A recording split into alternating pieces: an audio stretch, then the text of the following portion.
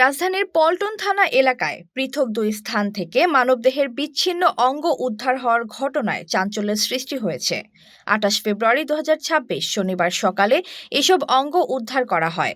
শাহজালাল ভূঁইয়া উজ্জ্বলের তথ্যচিত্রে বিস্তারিত। ঘরে বা ইন্ডাস্ট্রিতে মেঘনা স্টার কেবলস, বিশুদ্ধ কপারের নিরাপদ কেবলস, আপনার নিরাপত্তার সঙ্গী।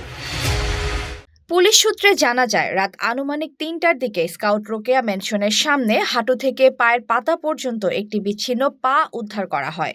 পরে সকাল প্রায় ৯টা ৪০ মিনিটে জাতীয় স্টেডিয়ামের ১৩ নম্বর গেটের সামনে কাঁধ থেকে আঙুল পর্যন্ত মানুষের বিচ্ছিন্ন দুটি হাত উদ্ধার করা হয়। ঘটনার পরপরই সিআইডি এর ফরেনসিক বিভাগ ঘটনাস্থলে পৌঁছে আলামত সংগ্রহ ও তদন্ত কার্যক্রম শুরু করেছে।